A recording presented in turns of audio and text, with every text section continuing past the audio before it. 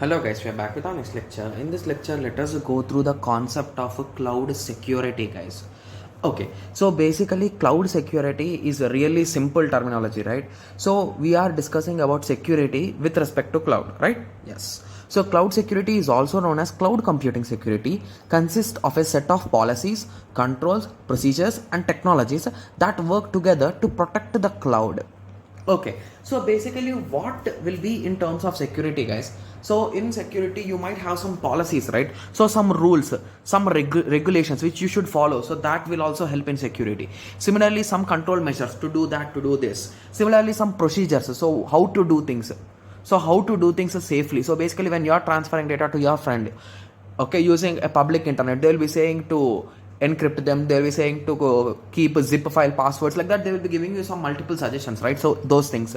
Similarly, technologies like any kind of encryption algorithms and all those things. Okay, yes, so all those things can be implemented even in our clouds, guys. Okay, yes, so key mechanisms will be access control, auditing, authentication and authorization, guys. The terms are really familiar for us, right? So access control is nothing but, so if your database or if your service is completely open and using a single link, if your files can be accessed, so at that time you can give some email logins, right? So basically if your email is in that list only, then it will open, else it will ask you to request the admin to give permission. So in that way access controls can be managed. Similarly, auditing, so if someone downloads your files, so you should have an audit report, right? Like this guy downloaded this time, this guy downloaded this time, like that it will be a clear, right? Yes.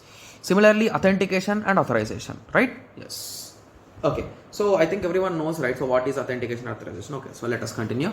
Security concerns. So security concerns will be some kind of issues will also be there. So third party handling the data. So basically when someone else is handling your data and you don't know him, right? Yes. So in that situation, it is always a scary thing, right? So he can take your data and he can sell it for some lakhs or crores of rupees, right? Yes. So that is one of the major issues. So no 100% guarantee about the data security, and cyber attacks are possible. So whenever you know that the data which is stored in cloud is 100% confidential, then the cyber attackers will be there, right? So it's their favorite data, right? Yes. Similarly, insider threats. So assume that inside that organization only there is someone, a culprit. So he could do many things. Similarly, lack of support. So basically, if your website or if something has been hacked or something happened, so at that moment, if the support is not properly given, your website will be completely lost and your data will be leaked. There will be multiple reasons, right? Yes.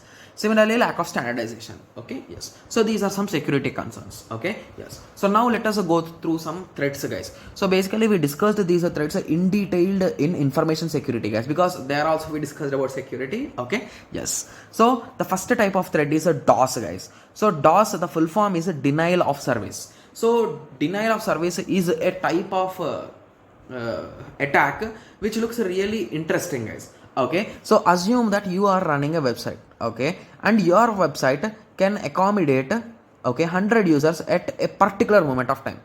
Okay, so once it reaches or once it crosses 100, the server will automatically crash and someone should restart it. Okay, yes. So in this situation, a hacker can send 100 people which are not originally people. He will just create some instances and he will just request the server 100 times from a single system only, but with different IPs or with some other thing. He will create some fake traffic, in simple words you can say. Okay, and he will make your server down. So this is nothing but denial of service, guys. Okay, yes. Similarly, we are having DDoS, that is nothing but distributed denial of service.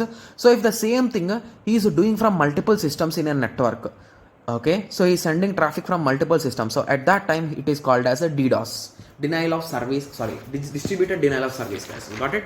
Yes. Similarly, man in the middle. So this is quite simple, right? Yes. So when two members are sending data in between them, so it might be client server architecture.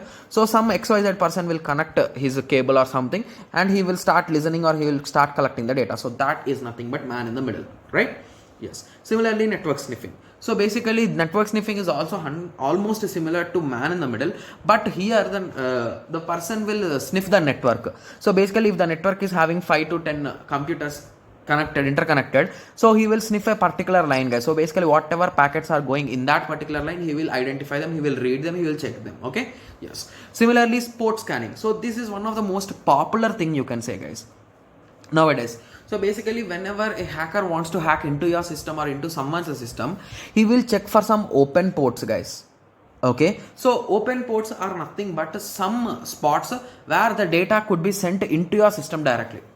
Okay, yes, so these they identify it and they dump viruses or malwares. Okay, similarly SQL injection attacks. Okay, attack on databases tries to steal users credentials. So basically by writing SQL queries in our browser URL box, they will start trying to access the databases and to run some queries on databases to see results on the Chrome, guys. You can just go to Google and type examples of SQL injection attacks. You will be getting a lot of things, and it's an interesting topic, guys, because you're not hacking into it, but it is a loophole in the website, you can say in simple words, because most of the websites will avoid this SQL injection attacks, guys. Okay, yes. Similarly, cross-site scriptings. So basically by writing some kind of a script, I'll embed it into an image and I'll be sending it to you. If you click on that image, your system will get virus or something will happen. So that kind of thing is nothing but cross-site scripting. Got it? Yes.